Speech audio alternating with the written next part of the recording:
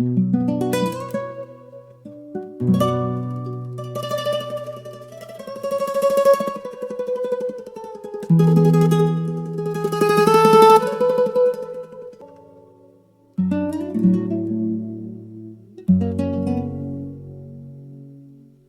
လုံးပဲမင်္ဂလာပါကျွန်တော်ကအစီအစဉ်တင်ဆက်သူဒေါက်တာအောင်နိုင်မင်းပါဒီနေ့ BMA Health Talk Podcast လေးကနေပြန်လည်ကြိုဆိုလိုက်ပါတယ်ခင်ဗျာဒီကနေ့အစီအစဉ်မှာပါဝင်ပြောကြားပေးမယ့်သူကတော့မင်္ဂလာပါကျမအမေစုကြည်ပါကယ်လီဖိုးနီးယားပြည်နယ် Los Angeles Rancho Los Amigos National Rehabilitation Center ပေါ့နော်ပြန်လည်ထူထောင်ရေးဆေးရုံမှာ Internal Medicine Specialist အထွေထွေယောဂကုဆရာဝန်အနေနဲ့တာဝန်ထမ်းနေတဲ့ဆရာဝန်တစ်ယောက်ဖြစ်ပါတယ်မမေစုကြည်အခုလိုအချိန်ပေးပြီး BMA Health Talk မှာလာရောက်ပြောကြားပေးတဲ့အတွက်ကျေးဇူးတင်ပါတယ်ခင်ဗျာဟုတ်ကဲ့ကျမကလည်းလေဒီ BMA Health Talk မှာအားလုံးတူတူပါဝင်ပြီးတော့ပြောကြားခွင့်ရတဲ့အတွက်ကြောင့်မို့ဝမ်းသာတယ်ကျေးဇူးလက်တင်ပါတယ်အဲ့တော့ဒီတစ်ပတ် BMA Health Talk Podcast အစီအစဉ်လေးမှာဘာ topic လေးပြောရင်ကောင်းမလဲမအမကလေrehabilitation ဆေးရုံမှာအလုပ်လုပ်နေတဲ့အခါကျတော့အမတို့ဆေးရုံမှာလေဖြတ်ယောဂနဲ့ရောက်လာတဲ့လူနာတွေကိုအမြဲတမ်းတွေ့နေရတယ်အဲ့လိုတွေ့တဲ့အခါတိုင်းမှာလည်းဆေးရုံကိုရောက်ထိုက်တဲ့အချိန်ထက်နောက်ကျပြီးမှရောက်လာတဲ့လူနာတွေကိုတွေ့ရတဲ့အခါကျတော့အမကဒီလေဖြတ်ယောဂနဲ့ပတ်သက်ပြီးတော့ဘလို့အချိန်လေးမှာဆေးရုံကိုရောက်တဲ့လေဖြတ်ယောဂရဲ့နောက်ဆက်တွဲတွေကဘာလဲဆိုတာလေးတွေပေါ့နော်အဲ့ဒါလေးတွေကိုအမပြောချင်တယ်လေနော်ဒီနေ့မှာဟုတ်တယ်ပေါ့အဲ့ဒါကကောင်းတဲ့ topic လေးတစ်ခုပဲနားဆင်သူပြိသက်တွေလည်းကျွန်မကြီးဘူးတုဒတိုးစီမဲ့ခေါင်းစဉ်လေးတစ်ခုဆိုလဲအမှန်ပဲအမကြီး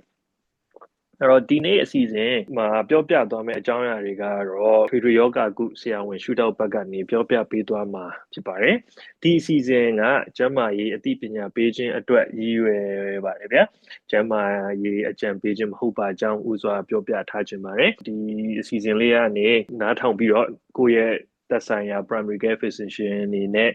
ပြန်လည်ဆွေးနွေးတိုင်ပင်ပြီးတော့ကိုယ့်အတွက်တင့်တော်မဲ့ကျန်းမာရေးအကြံပေးချက်တွေကိုရယူကြဖို့မေတ္တာရက်ခံချင်ပါတယ်ခင်ဗျာ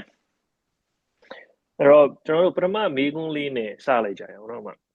တ်ကဲ့မေးခွန်းကဘာလဲဆိုအမလေးခုနကပြောသွားတယ်ပေါ့နော်ဆေးရုံမှာလေဖြတ်ယောဂါတွေနဲ့လူနာတွေကိုမကြတွေ့ရတယ်အဲ့ဒီလူနာတွေကလည်းနောက်ကျမှရောက်လာတွေ့ရတယ်ပေါ့နော်အဲ့လိုနောက်ကျလာလို့ရှိရင်ကုသနိုင်တဲ့အချိန်ကန့်သက်ချက်ဒီ treatment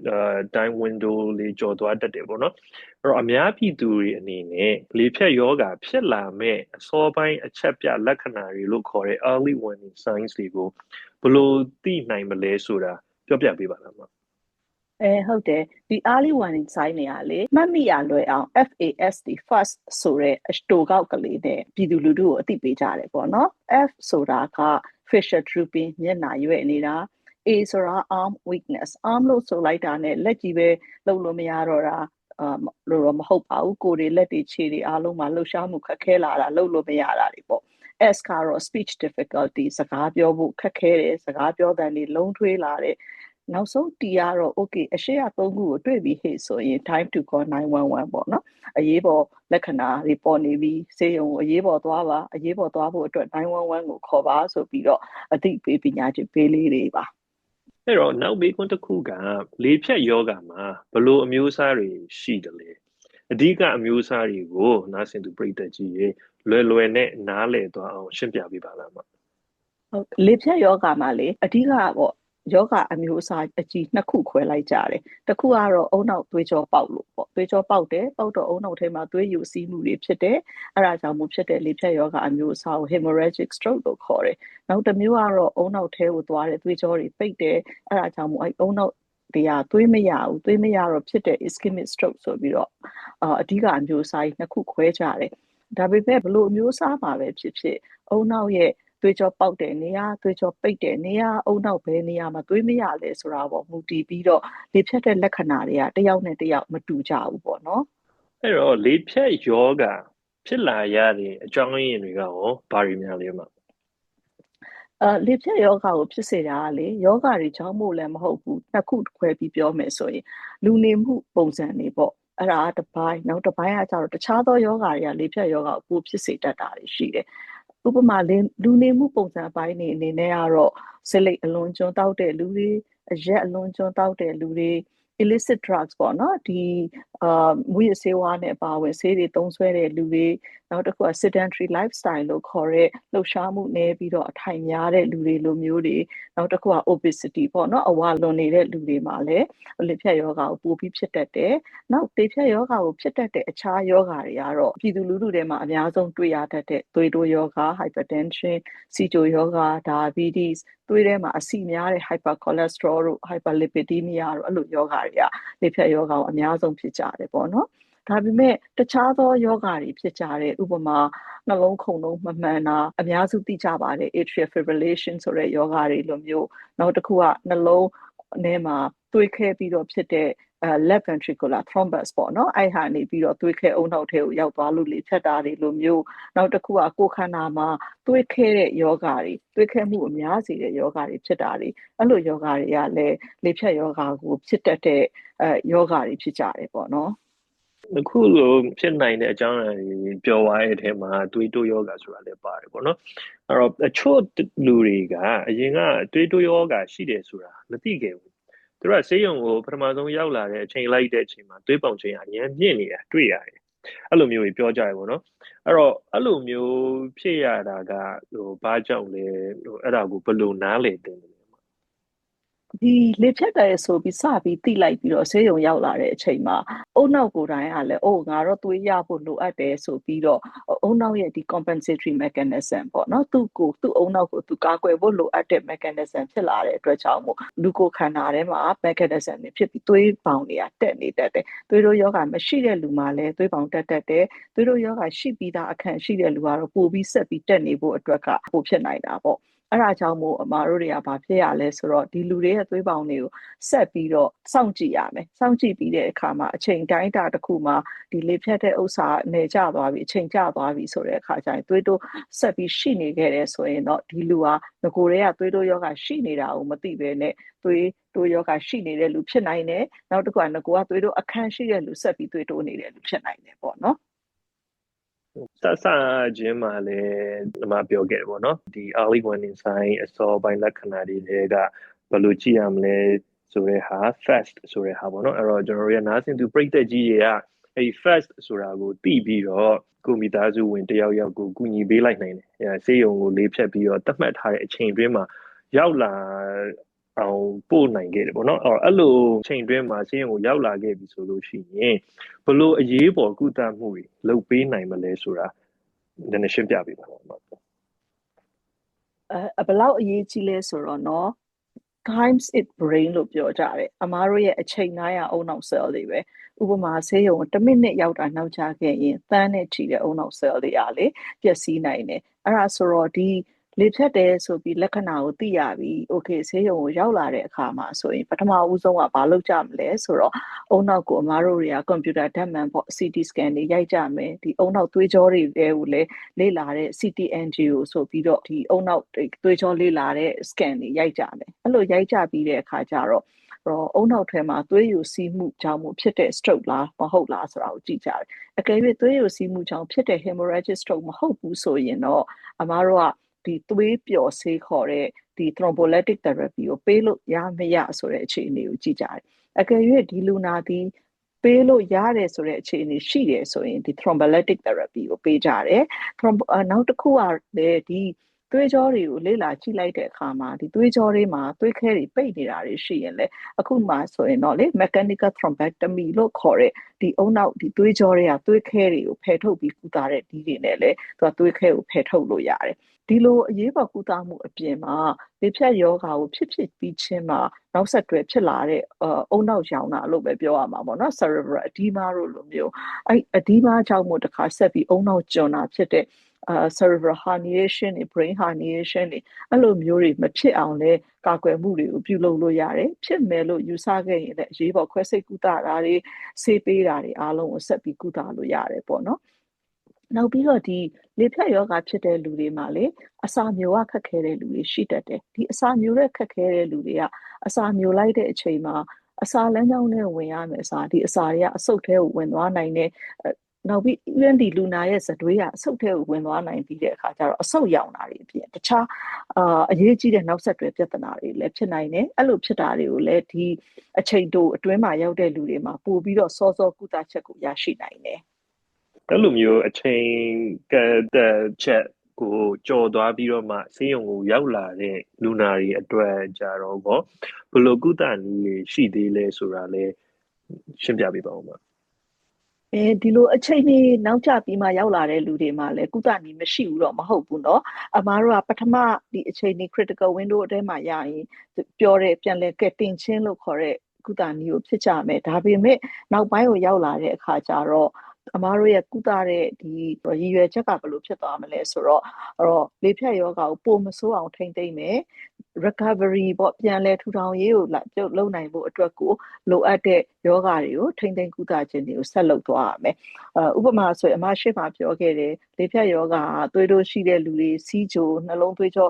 ထဲမှာအဆီများတဲ့လူတွေအဲ့လိုလူတွေမှာဖြစ်များတဲ့အတွက်ကြောင့်မို့အဲ့လိုတွေးခဲ့တဲ့လူနာတွေအားလုံးကိုသွေးပေါင်ထိန်းတာတွေစီးချိုထိန်းတာတွေသွေးထဲကအဆီကိုထိန်းသိမ်းပေးတဲ့ဆေးတွေပေးတာတွေဖြစ်ပေးကြမယ်နောက်တစ်ခုကအုံနောက်သွေးကြောဒီပိတ်ပြီးတော့ဖြစ်တဲ့လူတွေမှာဆိုရင်လည်းသွေးကြောပိတ်တာကိုရောကြစေဖို့အတွက် anti platelet လို့ခေါ်တဲ့ aspirin တို့လိုမျိုး Plavix တို့လိုမျိုးဆေးတွေကိုပေးတယ်။နောက်အရှိမပြောခဲ့သလိုပဲနှလုံးခုန်မှုမမှန်လို့ဖြစ်တဲ့ atrial fibrillation လို့ယောဂါတွေမှာကြတော့သွေးခဲနှုံးကိုရောကြစေတဲ့သွေးမခဲစေတဲ့ဆေးတွေကိုပေးကြတယ်ပေါ့နော်။အဲ့ဒါတွေကဒီနောက်ကျမှရောက်တဲ့လူနာတွေအတွက်ကိုအမှားတို့ကပေးလို့ရတဲ့ treatment တွေပါအစောစောရောက်ခဲ့တဲ့လူနာတွေအတွက်ဆိုရင်လည်းဒါတွေကဆက်ပြီးပေးရတဲ့ treatment တွေပဲပေါ့နော်အဲ့လိုလူနာအုပ်စုနှစ်ခုမှာအချိန်ကြီးအတွင်းရောက်လာတဲ့လူနာနဲ့နောက်ကျမှရောက်လာတဲ့လူနာကုသမှုခံယူပြီးသွားပြီအဲ့ဒီနောက်ပိုင်းမှာဒီလူနာတွေရဲ့ပြန်ကောင်းနိုင်တဲ့အခြေအနေတွေကဘယ်လိုကွာမလဲဆိုတာလေးလည်းနည်းနည်းရှင်းပြပေးပါလားဒီအရေးပေါ်ကုသမှုရနိုင်တဲ့အချိန်အတွင်းမှာရောက်လာခဲ့လို့အရေးပေါ်ကုသမှုကိုရခဲ့တယ်ဆိုရင်လူနာတွေရဲ့ပြန်ကောင်းတဲ့ရာခိုင်နှုန်းကအလွန်များတယ်ပြန်ကောင်းတယ်ဆိုတာလူနာလမ်းမလျှောက်နိုင်မဲ့ရောက်လာရင်လမ်းပြန်လျှောက်နိုင်တဲ့အထိဖြစ်နိုင်တယ်စကားပြန်ပြောလာနိုင်တယ်ပြောရမယ်ဆိုရင်တော့နောက်ဆက်တွဲဖြစ်တဲ့မတန်ဆွမ်းမှုနှုန်းကနည်းတယ်ပေါ့နော်ပေဆုံးနိုင်တဲ့အန္တရာယ်တွေအသက်အန္တရာယ်ကိုဆုံးရှုံးနိုင်တဲ့အထိဖြစ်တာကလည်းနည်းတယ်ဒါပေမဲ့100ရာခိုင်နှုန်းပြန်ကောင်းမယ်လို့တော့အမားတို့ပြောလို့မရဘူးပေါ့နော်တခြားတစ်ဖက်မှာလည်းနောက်ကျပြီးရောက်လာလို့လည်း100ရာခိုင်နှုန်းပြန်မကောင်းဘူးဆိုတာမဟုတ်ဘူးဒီလေဖြတ်တဲ့လူနာရဲ့အုံနောက်ရဲ့ဘယ်အစိတ်အပိုင်းကိုထိတာလဲပေါ့မူတည်တယ်ဘလောက်ဆိုဝါထိလဲပေါ့မူတည်ပြီးတော့ပြန်ကောင်းနိုင်တဲ့ percentage တွေကပေါ့နော်ရာခိုင်နှုန်းတွေကကွာခြားကြတယ်ကျွန်တော်နောက်ထပ်မေးချင်တဲ့မေးခွန်းတစ်ခုကကြတော့လူတွေမကြာခဏပြောနေတဲ့လေဖြန်းတယ်ဆိုတဲ့အသုံးအနှုန်းပေါ့နော် medical term ဆိုလို့ရှိရင်တော့ transient ischemic attack လို့ခေါ်တယ်အင်္ဂလိပ်လို layman term ဆိုလို့ရှိရင်တော့ mini stroke လို့လူတွေပြောကြတယ်ပေါ့နော်အဲ့ဒါကဘာကိုဆိုလိုတာလဲနောက်ပြီးတော့သူတို့ရပြောတယ်ပေါ့နော်သူတို့အဲ့လိုဖြစ်တဲ့အချိန်မှာ MRI brain ကိုရိုက်ပြီးဘာမှမတွေ့ဘူးလို့သူတို့ပြောတယ်ပေါ့နော်အဲ့ဒါဆိုလို့ရှိရင်အဲ့ဒီအဓိပ္ပာယ်ကဘာကိုဆိုလိုတာလဲဆိုတာလဲရှင်းပြပေးပါတော့ဒီ mini stroke ဆိုတာကပေါ့transient ဆိုတဲ့ TIA လို့ transient ischemic stroke လို့ခေါ်တဲ့အတိုင်းပဲသူက transient ပေါ့အုံနောက်ထဲကိုသွေးရောက်တာယာယီရော့တယ်ရော့တော့ဒီလေဖြတ်တဲ့လက္ခဏာတွေကလည်းယာယီလောက်ပဲဖြစ်တာပေါ့နော်ဒီလက္ခဏာတွေကမိနစ်ပိုင်းနာရီပိုင်းလောက်ပဲကြာတတ်တယ်အများသောအားဖြင့်တော့24နာရီအတွင်းမှာလက္ခဏာတွေလုံးဝပျောက်သွားကြတယ်အဲ့လိုပဲတော်ကြားပြောခဲ့သလိုပဲယာယီအုံနောက်ကိုသွေးရောက်တာရောက်တဲ့အတွက်ကြောင့်မို့အုံနောက်ရဲ့ပျက်စီးမှုကလည်းယာယီပဲဖြစ်တယ်အပြီးပျက်စီးမှုမဖြစ်တဲ့အတွက်ကြောင့်မို့အမားတို့က MRI ရိုက်ရင်ဒီလူနာတွေမှာဘာမှမတွေ့ရတတ်ဘူးပေါ့နော်ဒါနောက်တစ်ခုကဒီ mini stroke လို့ပြောခဲ့ရင်အနောက်မှာ major stroke ဆိုတာရှိကြတာပဲလေနော်အဲ့ဆိုတော့ဒီ TIA ဆိုတာကလေဖြစ်ခဲ့ပြီဆိုရင်ဒီလူတယောက်ကတကယ် future မှာ stroke ဖြစ်ဖို့ပေါ့ warning ပေးတဲ့ sign ကြီးပဲအဲ့ဒါဆိုတော့ mini stroke ဒီ TIA ကိုဖြစ်ခဲ့ရင်တကယ်လေဖြတ်တဲ့ယောဂါကိုဖြစ်တဲ့လူနာလိုပဲအရေးပေါ်ကုသဖို့လိုအပ်တယ်တော်ကြာရှေ့မှာပြောခဲ့သလိုပဲဒီ mini stroke လူနာတွေကလည်းဒီလေဖြတ်ယောဂါကိုဖြစ်စေတဲ့လူနေမှုပုံစံတွေယောဂါတွေနဲ့ဆက်သွယ်ပြီးဖြစ်နေနိုင်တဲ့အတွက်ကြောင့်မို့ဒီလူနေမှုပုံစံတွေကနေဒီယောဂါတွေကိုလည်းတိတိကျကျထိဖို့ကုသဖို့လိုအပ်တယ်လေဖြတ်ယောဂါကိုကြိုတင်ကာကွယ်ဖို့ဘာတွေလုပ်လို့ရမလဲ အဲ့ဒီအကြောင်းလေးလည်းနည်းနည်းပြောပြပေးပါကြိုတင်ကာကွယ်ခြင်းနော်ကုသခြင်းတဲ့အများနဲ့ကောင်းတယ်နော်အဲဆိုတော့ကြိုတင်ကာကွယ်ခြင်းကိုအမားတို့ကနှစ်ပိုင်းခွဲပြီးပြောခြင်းတယ်နံပါတ်1တစ်ချက်ကတော့အရှိမပြောတဲ့ဘာကြောင့်ဖြစ်လဲဆိုတဲ့အပိုင်းမှာနှစ်ပိုင်းခွဲပြောသလိုပဲလူနေမှုပုံစံတွေကြောင့်မှုဖြစ်နိုင်တဲ့ယောဂတွေကြောင့်မှုဖြစ်နိုင်တယ်အမားတို့အဲဆိုလူနေမှုပုံစံကိုပြင်ရမယ်လူနေမှုပုံစံကိုပြင်တဲ့အခါမှာဆလိတ်တောက်တာတွေဖြတ်တဲ့နယ်အရက်တောက်တာတွေဖြတ်တဲ့နယ်ဒီမူရစေဝါသုံးဆွဲတာတွေကနေရှောင်ကျဉ်ရမယ်နော်sedentary lifestyle ပေါ့ငြိမ်နေတဲ့လူတွေက exercise လုပ်ရမယ် active lifestyle ဖြစ်အောင်လုပ်နေရမယ်နောက်တစ်ခုက body weight ဝနေတဲ့လူတွေဆိုရင်လည်း weight ချတာတွေအဲ့ဒါတွေလုပ်ရမယ်ပေါ့နော်နောက်တစ်ချက်ကဒီယောဂါတွေဒီလေဖြတ်ယောဂါကိုဖြစ်စေတယ်ပေါ့နော်သွေးတိုးအဆီချိုဒီသွေးအဆီများတဲ့ယောဂါတွေအဲ့ဒါတွေတော့အဲ့ဟာကြီးယောဂါတွေအားလုံးကိုလည်းအမားတို့ကတိတိကျကျထိမ့်သိမ့်ပြီးကုထားမယ်ဆိုရင်လေဖြတ်ယောဂါဖြစ်ဖို့အတိုင်းအတာတစ်ခုတည်းပေါ့ကာကွယ်လို့ရတယ်အဲ့တော့ဒီလေဖြတ်ယောဂါကိုကာကွယ်ဖို့ကာကွယ်စေဆိုတဲ့ဆေးတစ်မျိုးမျိုးရောရှိတယ်မှာအဲ့ဒါလေးလည်းပြောပြပေးပါလေဖြတ်ယောဂါကအခြားကူးစက်ယောဂါတွေလိုဖြစ်တဲ့ flu တို့ covid တို့လိုမျိုးတော့အခုအချိန်ထိထိုးဆေးကာကွယ်ဆေးတည်တံ့မရှိသေးဘူးပေါ့အဲ့တော့လေဖြတ်ယောဂါတစ်ချိန်ဖြစ်ပြီးသွားပြီဆိုလို့ရှိရင်အဲ့ကနေပြီးတော့ပြန်လည်ကောင်းမွန်လာနိုင်တဲ့အလားအလာပေါ့နော်အဲ့ဒါဘယ်လောက်လောက်ရှိမလဲမှာအကျဉ်းများအဖြစ်တော့နော်လေဖြတ်ယောဂါတစ်ခါဖြစ်ပြီးရင်10% ပေါ့10%လောက်လူနာတွေကတော့လူကောင်းနှီးပါပြန်ကောင်းတတ်တယ်။ကျန်တဲ့ percentage တောက်လူနာတွေကကျန်တဲ့ရာခိုင်နှုန်းလူနာတွေကဘာဖြစ်လဲဆိုတော့သူတို့မှလေနောက်ဆက်တွဲမတန်ဆွမ်းမှု deficit တစ်မျိုးမျိုးကျန်ခဲ့တတ်တယ်။ဥပမာဆိုရင်ဒီကြွက်သားတွေမတန်ဆွမ်းတာတွေဖြစ်တဲ့အတွက်ကြောင့်မို့သူတို့ကလမ်းလျှောက်ရခက်ခဲလာတယ် mobility deficit ပေါ့နော်။နောက်လူတွေရဲ့နေ့စဉ်တတူဝရှင်သန်မှုအတွက်လိုအပ်တဲ့အမြဲတမ်းလှုပ်ဆောင်နေရတဲ့ activities တွေပေါ့ activities of daily living တွေဥပမာဒီအစားစားဖို့ရေချိုးဖို့အဲ့လိုမျိုးဒီလို activities တွေမလုပ်နိုင်တော့ဘူးပေါ့နော်ဒီ activities of daily living တွေမှာ limit ဖြစ်လာတယ်နောက်စကားပြောဖို့ခက်ခဲလာတယ်နောက် language deficit လို့ခေါ်တာပေါ့ဘာသာစကားနဲ့မှလည်းချုပ်ရင်းမှုတွေဖြစ်လာတယ်တခါတလေမှာအစာမျိုးရခက်ခဲတာတွေရှိတယ်နောက်တစ်ခုက cognitive deficit လို့ခေါ်တဲ့အုံနောက်ရဲ့မှတ်ဉာဏ်တွေအထိကိုချုပ်ယွင်းတာတွေဖြစ်လာတတ်တယ်အဲ့တော့ဒီကနေဆက်ပြီးတော့အဲ့ဒီပြန်လည်ထူထောင်ရေကူးတမှုပေါ့နော်အဲ့ဒီ rehabilitation therapy ဆိုတာဘာတွေလောက်တာလဲဆိုတာလေးနည်းနည်းရှင်းပြအခုပဲအမရှိမှပြောသလိုပေါ့နော်ဒီ deficit တွေကြံရတယ်ကြံတဲ့အခါကျတော့အဲ့ deficit တွေကိုအမားတို့ကteam approach ပေါ့ group လိုက်ကြီးရနေပြီးတော့ဆရာဝန် therapist တွေအဲ့ဒါတွေနဲ့အားလုံးပေါင်းပြီးတော့ပြန်လဲထူထောင်ရေးအတွက်ကို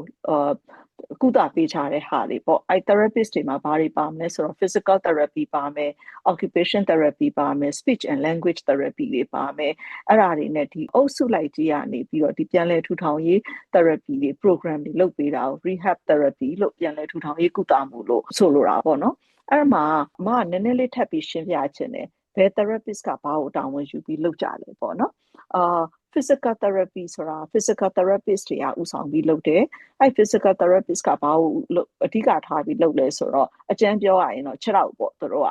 ခြေထောက်ဆိုတာလူနာရဲ့လမ်းလျှောက်မှုနဲ့ဒီလှုပ်ရှားမှုတွေအတွက်ကိုသူတို့ပြန်လဲပြီးတော့လေ့ကျင့်ပေးတယ်ဥပမာဒီလူနာတွေမှာလမ်းလျှောက်တဲ့အခါမှာဘာထောက်ကူပစ္စည်းတွေလိုလဲပေါ့ဝါကာလိုလားကိန်းလိုလားအဲ့လိုမျိုးတွေအားလုံးလည်း physical therapy တွေကလေ့လာပြီးတဲ့အခါကျတော့လိုတဲ့ပစ္စည်းတွေကိုသူတို့ကလူနာတွေကိုသင်ကြားပေးတယ်ပေါ့ဘယ်လိုသုံးရမလဲဆိုတာနောက်တစ်ခုက occupation therapist တွေကြတော့လူတစ်ယောက်ရဲ့နေ့စဉ်တူဝါရှင်သန်မှုလိုအပ်တဲ့အမားတို့ activities of daily living တွေဖြစ်တဲ့အစားဘယ်လိုစားမလဲခွက်ကိုဘယ်လိုကင်မလဲအဝတ်ဘယ်လိုဝတ်မလဲတကိုယ်ရည်တန့်ရှင်းရေးဘယ်လိုလုပ်မလဲပေါ့နော်ဒီအိတ်သာတက်ပြီးရင်ကိုတန့်ရှင်းရေးဘယ်လိုလုပ်မလဲရေဘယ်လိုချိုးမလဲအဲ့လိုလှုပ်ဆောင်မှုတွေကိုအဓိကထားတယ်အဲ့ဒါဆိုတော့အကျဉ်းမြင့်အားဖြင့်တော့ပြောရင်တော့ဒီလူတွေကဒါတွေအားလုံးကလက်ကိုဦးစိပြီးလုပ်ရတဲ့အတွက်ကြောင့်လက်နဲ့သက်ဆိုင်တဲ့ဟာတွေအားလုံးကို train လုပ်တယ်လို့ပြောတာပေါ့ speech and language therapist တွေကြတော့လေဒီလေဖြတ်တဲ့လူတွေမှာ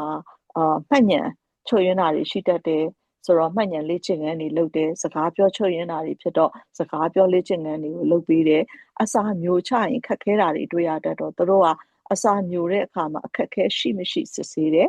ရှိလို့ဒီလူနာတွေမှာအစာမျိုးရခက်ခဲတာကိုတွေ့ခဲ့ရင်ဘလို့အစာဘလို့အရေတွေရဲ့အပြစ်အကျဲတွေကဒီလူနာအတွက် တင့်တော်မလဲဆိုတာကိုသူတို့ကညွှန်ကြားပေးတယ်လိုအပ်ခဲ့ရင်လည်းဒီအစာမျိုးတဲ့စနစ်ကိုပြန်လဲကောင်းမှုအတွက်ပို့အမားတို့မှာ muscle တွေရှိတယ်လေဒီ muscle တွေကြွက်သားတွေကိုတတ်မှလာအောင်လေ့ကျင့်ခန်းတွေကိုသင်ကြားပေးတယ်နောက်အစာမျိုးတဲ့အခါမှာလည်းနီးစနစ်လေးတွေပေါ့နော်အဲ့တော့ဒီအစာမျိုးတဲ့အခါမှာမျိုးရလွယ်အောင်နီးစနစ်လေးတွေကိုလည်းသူတို့ကသင်ကြားပေးတယ်အဲ့လိုဒီ therapy ဘောင်းများစွာရဲ့ပေါင်းပြီးတော့ကုသပေးတဲ့ program ကြီးကိုအမားတို့က rehabilitation ပြန်လည်ထူထောင်ရေးကုသမှု program လို့စုပေါင်းပြီးခေါ်လိုက်တာပေါ့အဲ့လိုလေ့ကျင့်ခန်းနေပြန်လုပ်ဖို့ကဘယ်အချိန်ကစပြီးတော့လုပ်တင်လဲပြီးသွားလို့ရှိရင်ဘယ်လောက်ကြာလုပ်ရမလဲဆိုတာကိုလည်းနည်းနည်းပြောပြပေးပါဒီလေဖြတ်ယောဂဝေဒနာရှင်တွေကိုအများဆုံးကုသပေးနေတာကတော့ neurologist တွေပေါ့နော်။ဦးနှောက်အာရုံကြောအထူးကုဆရာဝန်တွေဖြစ်ကြတယ်။အဲ့ဒါဆိုတော့အများစုအခြေအနေတွေမှာတော့ဦးနှောက်အာရုံကြောဆရာဝန်တွေကလေ့ကျင့်ခန်းလုပ်လို့ရပြီ။ဒီလူရဲ့လေဖြတ်ယောဂကငြိမ်သွားပြီပေါ့နော်။အဲ့လိုအချိန်မီလို့သူတို့ကခွင့်ပြုလိုက်တာနဲ့လေဖြတ်ယောဂကိုချက်ချင်းစလုပ်သင့်တယ်။နောက်တခြားတစ်ဖက်မှာလည်းဒီလေဖြတ်ယောဂကြောင့်မို့ဖြစ်နေတဲ့သွေးတိုးအရန်တက်နေတာတွေတခြား complication တွေပေါ့နော်တခြားနောက်ဆက်တွဲပြဿနာတွေကနေပြီးတော့ဒီဓာတွေကထိမ့်ချုပ်နိုင်ပြီးတဲ့အခါကျတော့ဒီ rehab program ကိုပေါ့စပြီးတော့လုပ်တင်ပြီးလို့ဆိုတဲ့အချိန်တွေကြရင် rehab program ကိုစပြီးလုပ်တင်တယ်စောစောစတာက recovery ကိုအများကြီးပိုကောင်းစေတယ်ဘယ်လောက်ကြာလုပ်ရမလဲဆိုတာကတော့ပေါ့နော်လူနာတစ်ယောက်ချင်းရဲ့လိုအပ်မှုပေါ်မှာမူတည်တယ်ဆိုတော့အဲ့အပိုင်းကတော့အမားတို့ကအတိအကျဖြေရခက်တယ်နောက်မေးခွန်းတစ်ခုကကြတော့လေဖြတ်ပြီးသွားတဲ့အချိန်မှာမိသားစုဝင်တွေကပြောကြရပေါ့နော်လူနာရဲ့စိတ်နေစိတ်ထားစိတ်ခံစားချက်တွေပြောင်းလဲလာတယ်လို့သူတို့တွေ့တယ်အဲ့တော့အဲ့လိုမျိုးစိတ်ပိုင်းဆိုင်ရာပြောင်းလဲမှုတွေက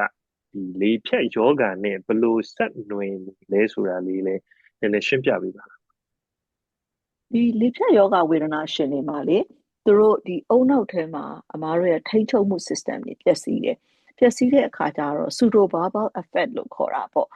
အဲ့လူနာကတကယ်ငိုတာသူကသူ့ကိုယ်သူထိန်းလို့မရပဲနဲ့ငိုတာတွေရီးတာတွေအဲ့လိုတွေတွေ့ရတယ်တခြားစိတ်ခံစားမှုတွေအပြောင်းလဲတွေဖြစ်တဲ့ anxiety ပေါ့နော်စိတ်ပူလွန်တာတွေ depression စိတ်ဓာတ်ကျတာတွေ anger and irritability ပေါ့စိတ်တိုလွဲတယ် poor decision making မလုပ်တဲ့ဆုံးဖြတ်ချက်တွေကိုချတဲ့လူတွေ impulsiveness ပေါ့နော်ဆိုတရွတ်လောက်ကြတယ် apathy and lack of motivation ပေါ့စိတ်ဝင်စားမှုလုံးဝမရှိတော့ဘူးအဲ့လိုလူတွေလည်းအဲ့လိုစိတ်ခံစားမှုအမျိုးမျိုးလည်းအမားတို့တွေ့ရတယ်အဲ့လိုစိတ်ပိုင်းဆိုင်ရာပြောင်းလဲမှုတွေရှိလာပြီဆိုလို့ရှိရင်အဲ့ဒီအတွက်ဘယ်လိုကုသမှုတွေလိုအပ်မလဲဘာတွေလုပ်လို့ရမလဲဆိုတာလည်းနည်းနည်းပြောပြပေးပါလားဒီလေဖြတ်ယောဂမှာလေစိတ်ခံစားမှုအပြောင်းအလဲအပြင်ပေါ့နော်ဒီဝေဒနာရှင်အများစုကမနေ့ကကိုက independent ကွာကိုခြေထောက်ပေါ်မှာကိုရက်နိုင်ပြီကိုလှုပ်ချင်တာကိုလှုပ်နိုင်တာအကုန်လှုပ်လို့ရတယ်ဒီနေ့ကျတော့ကိုခဏကြီးတစ်ဖက်လှုပ်လို့မရတော့ဘူးစကားပြောလို့မရတော့ဘူးအဲ့လိုဆိုတော့သူတို့ရဲ့စိတ်ထဲမှာလည်းလေဒီလူတစ်ယောက်ကိုအားကိုးရတော့မယ်ဆိုတဲ့အခြေအနေဖြစ်သွားတာတွေကိုရုတ်တရက်လက်ခံရတာတွေသူတို့အတွက်လည်းအယံခက်ခဲတာကိုအမားတို့တွေ့ကြရပေါ့နော်အဲ့ဒါကြောင့်မို့ဒီလိုလေဖြတ်ယောဂဖြစ်တဲ့လူတွေအားလုံးမှာသူနဲ့အနီးကပ်ပြုစုမဲ့မိသားစုပေါ့သူတို့အဲ့မိသားစုရဲ့နားလည်ပေးမှုမိသားစုရဲ့အားပေးမှုတွေပေါ့နောက်ဒီတော့ခြားပြောတဲ့ treatment တင်းကြီးတစ်ခုလုံးရဲ့အားပေးမှုနောက်တခြားအနေနဲ့ကလည်းလေသူတို့ရဲ့ယောဂတုလူနာတွေပေါ့လေဖြတ်လူနာရှင် recover ဖြစ်တဲ့လူအချင်းချင်းရဲ့အားပေးမှုကလည်းအရန်အရေးပါတယ်ဆိုတော့တစ်ခါတလေကြာရင်လိုအပ်ခဲ့ရင်ဒီ psychologist တို့ခေါ်တဲ့စိတ်ပညာရှင်တွေရဲ့စိတ်ထုံးကုသမှုတွေ psychotherapy တွေလည်းလိုအပ်တယ်တခါတလေတော့လည်းလေ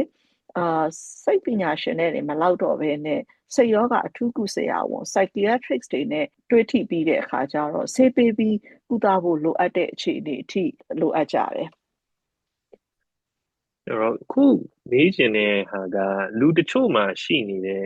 ယူဆလေးနဲ့ပတ်သက်တဲ့မေးခွန်းလေးပေါ့နော်ရိုးရယူဆရညအချိန်နောက်ကြတဲ့အခါမှာအေးချိုးတဲ့အခါခေါင်းလျှော်တဲ့အခါဒါမှမဟုတ်ရင်အပြင်မှာအိပ်မိတာတွေကလေဖြတ်ယောဂဖြစ်စေတယ်လို့ယုံကြည်ကြတာရှိတယ်ပေါ့နော်အဲ့ဒီအယူဆလေးနဲ့ပတ်သက်ပြီးမှန်မမှန်လေးလည်းပြောပြပေးပါ ဆေးပညာအရတော့နော်ဓာတ်ရိုက်ဖြစ်စေတယ်ဆိုတဲ့အထောက်အထားကိုအခုချိန်ထိရှာလို့မတွေ့သေးပါဘူး နောက်တစ်ခုကကြတော့လူတွေကပြောတယ်လေဖြတ်ခဲ့လို့ရှိရင်ငါ့ကိုလက်ထိတ်လေးဖောက်အဲ့တော့အဲ့တည်းကသွေးပုတ်လေးတွေအရင်ထွက်အောင်လုပ်ပေးပြီးတော့မှဂျန်နာကိုနောက်မှဆက်လုပ်အဲ့လိုဆိုလို့ရှိရင်ဒီလေဖြတ်တာကနေပြန်ကောင်းနိုင်တယ်ပေါ့နော်အဲ့လိုမျိုးတွေယူဆကြတဲ့လူတွေလည်းရှိတယ်အဲ့ဒါလေးနဲ့ပတ်သက်ပြီးလည်းနည်းနည်းပြောပြပေးပါလားဒီလေဖြတ်ရင်လက်ထိပ်ဖောက်သွေးပုတ်ထုတ်ဒါလဲလေအဲ့အယူဆကလည်းရိုးရာယူဆတစ်ခုပဲလို့ပြောရမှာပေါ့နော်ဆေးပညာအရတော့လက်ထိပ်ဖောက်ပြီးသွေးပုတ်ထုတ်တာကလေဖြတ်ယောဂကိုဘာမှအကျိုးမရှိပါဘူးဒါပေမဲ့ဘာဖြစ်လဲဖြစ်နိုင်တာကဒီလိုမျိုးအိမ်မှာဆေးရုံအရင်မလာဘဲနဲ့အိမ်မှာဒီအပ်ရှာမယ်သွေးဖောက်နေမယ်ဖောက်ပေးမဲ့လူရှာနေမယ်အဲ့လိုတွေလုပ်နေခြင်းအပြင်ဘာဖြစ်နိုင်လဲဆိုတော့သွေးဖောက်ရင်းနဲ့ဒီသွေးမတိတ်ပဲလက်ထိတ်တွေကနေသွေးယိုတာတွေဖြစ်နိုင်တယ်တခါတလေမှာလည်းဖောက်တဲ့အက်ကမတန့်လို့ပဲဖြစ်ဖြစ်တခြားကုသရောဂါတွေရနိုင်တယ်ပေါ့နော်အထူးသဖြင့်ကတော့အိမ်မှာဒီလိုအချိန်ကြီးကိုသုံးနေတဲ့အခါကျတော့အရင်အရေးကြီးတဲ့ critical time တွေဒီ golden time တွေကမမီတော့နိုင်ဘူးမမီဘဲနဲ့ဆေးရုံရောက်ခဲ့တာနောက်ကျခဲ့မယ်ဆိုရင်တကယ်ကုသလို့ရတဲ့အချိန်ကပျောက်သွားတယ်ပျောက်သွားတော့ဘာဖြစ်နိုင်လဲဆိုတော့လေဖြတ်ယောဂရဲ့နောက်ဆက်တွဲဆိုးကျိုးတွေကပိုပြီးကြံခဲ့နိုင်တာပေါ့နော် အခုဒီပြောသွားတာလေတော်တော်လေးလဲစုံနေပြီပေါ့နော်ဒီဖြစ်ယောဂဖြစ်လာမဲ့အစောပိုင်းအချက်ပြလက္ခဏာတွေကစလို့ကုသရေးအပိုင်းပြန်လဲထူထောင်ရေးအပိုင်းနောက်ကာကွယ်ရေးအဆုံးပေါ့နော်အခုလိုစုံစုံလင်လင်နဲ့ကျန်းမာရေးအသိပညာတိုးစီမဲ့အချက်လေးတွေကိုအချိန်ယူပြောကြားပေးသွားတဲ့ဒေါက်တာမီစုကြည်ကိုပြီးရင်ဒီကိုစားကျွန်တော်ကကျေးဇူးတင်ကြောင်းပြောပြစီခင်ဗျာအမကလည်းကျေးဇူးတင်ပါတယ်ကျွန်တော်တို့ PMA ကဦးစီးပြီးကျန်းမာရေးဗဟုသုတပညာပေး podcast လေးတွေကိုစူးစမ်းပြီးတင်ဆက်ပေးနေပါတယ်ခင်ဗျာနောက်လာမယ့်အစီအစဉ်လေးတွေကိုမလွတ်ရအောင် follow လေးလုပ်ထားစီချင်ပါတယ်အားပေးတဲ့အနေနဲ့ like and share လေးလည်းလုပ်ပေးပါဦးခင်ဗျာ comment လေးတွေလည်းရေးပေးပါနားဆင်ခြင်းနဲ့ခေါင်းစဉ်လေးတွေရှိခဲ့လို့ရှိရင်လည်း comment မှာချန်နာခဲ့နိုင်ပါတယ်ခင်ဗျာနောက်လို့ကိုကျေးဇူးတင်ပါတယ်စောင့်မျှော်နားဆင်ပေးကြရင်စေပညာဗဟုသုတအများကြွယ်ဝကြပါစေခင်ဗျာ